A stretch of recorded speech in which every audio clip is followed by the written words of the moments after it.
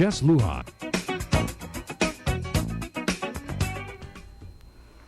Hey, we're back with my in-studio guest, Trae Santos, of course, Guam's pride, 17th round draft choice, San Diego Padres, now playing with the Eugene Emeralds, right?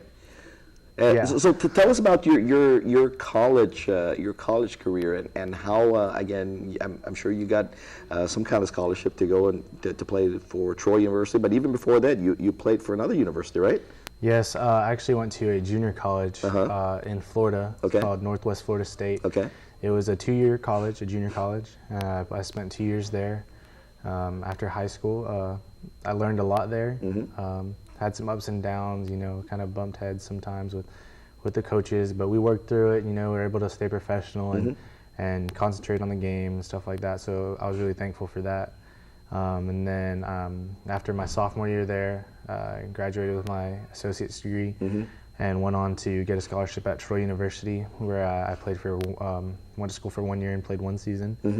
Had a really good year individually and had an even better year team-wise. We made it to the regionals. We went to the Tallahassee regional and we made it to the championship game, and we played Florida State.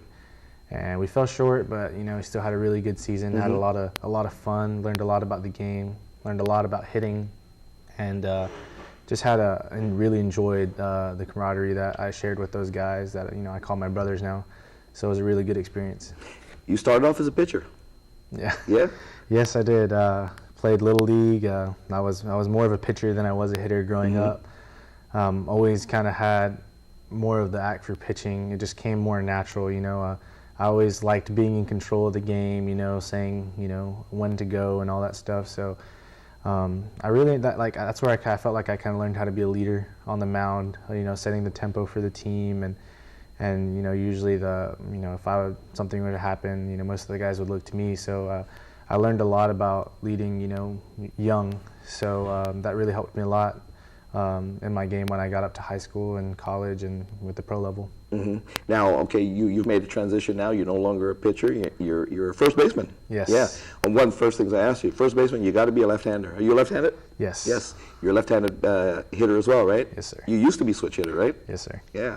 So what happens there? I mean, you used to be a switch hitter. You had to concentrate on what your best bat was, or how does that change? Well, I really think it was a coaching mistake, in my opinion. I was a switch hitter growing up all the way through Little League and juniors and majors and all that stuff. And I got to high school, went to tryouts, and I was hitting on my left side first because that's my dominant side. And had a really good round. And then in the middle of that round, I was going to switch over to my right side, and the high school coach at the time, the hitting coach, was like, "Yeah, I don't know about that. Let's just stick with the left." So I kind of stopped that a little early. So as a pitcher, were you a left-handed pitcher as well? Yes. You're a left-handed pitcher. How difficult is it now? You're a left-handed batter now. How difficult is it for a pitcher, a right-handed pitcher, to pitch to a left-handed hitter? They don't like it. Yeah. Pitchers in general don't like throwing to left-handed hitters because it's a different look. When everybody's mainly right-handed in the game, and then they get a lefty up there, it kind of just throws off a bunch of things. And there's some teams that have what they would call lefty specialists, and you use those guys late in the game to come and pitch to a lefty for one batter just to get one out or a couple outs or something like that. So it is not much of a game changer, but it kind of throws like a little pause in their game and makes them step back and rethink what they're about to do just because it's a different, it's a left-handed hitter. Now, here you go, 17th round draft pick, San Diego Padres, in your junior year. Yeah. Wow. You're a good player. Yes. Thank you. So what happened? Was it a surprise? You had to know you were, of course, definitely being scouted by national teams. Of course, you're being scouted. Did you have an indication that in your junior year you were going to be approached and given that to try to make that decision? I didn't know at first, but when I started the season, I started off really well. And prior to my time at Troy, I had good years as well at my junior college. So I got some looks and some letters from professional teams in the big leagues, and just saying we're looking out for you. And I actually thought I was going to have a chance to go my sophomore year, but it didn't work out. So I still knew that, having a professional career was still a possibility, so that kind of made me work harder. And then when I had such a good start at Troy, I attracted a lot of attention. And then our right fielder, Danny Collins, actually referred me to his agent, who is now my agent, and he hooked me up with him, and he kind of helped advertise me to teams better, and that's really what kind of opened the door, along with me playing well. Really helped me get drafted. So let's move forward now. You're a minor leaguer now.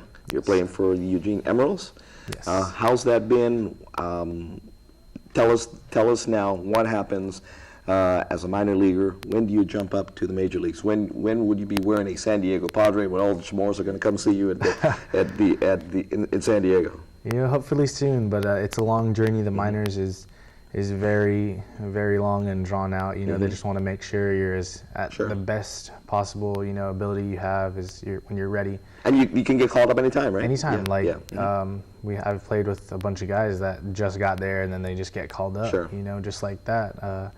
But there's 7 levels in Major League Baseball. There's rookie ball, which is mainly for high schoolers, high school draft guys.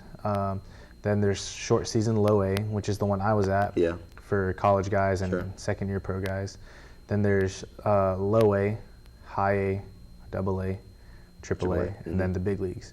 So as you see, it's like a really, really long journey to get to the big leagues. And if you're really good, you can make it in 5 years, and you just kind of got to stick to it. You're going to fail a lot, 3 out of 10 puts you in the Hall of Fame for baseball. So it's you just got to get used to it and just keep grinding. Hey, they say, success is failure turned inside out, Exactly. So you're going to go back. When do you have to report back? You're here doing some clinics, visiting with folks, and as well, of course, putting your brother to rest, basically. But when do you have to report back? You're playing. When does your stay end here in Guam? I actually leave the 15th of this month. Okay. And I go back and I start training with my agent and all his people. Like we have a guy for each thing, like strength and conditioning, dietitian, hitting coach, infield coach, all that stuff. So I pretty much hit the ground running when I get back because I really want to be ready for my first full year of pro ball and not short season. So I'm going to play the full 162 games. So I want to be in the best shape for that. And especially since it's like my first time going through that, I just really want to be ready and take the extra 3 months to prepare for spring training. And I want to show them that they made the right choice. Yes. There we go. Hey, we're going to pay somebody else, come back and talk about the clinics and how you can listen to and watch and learn some skills from Trae when we come back.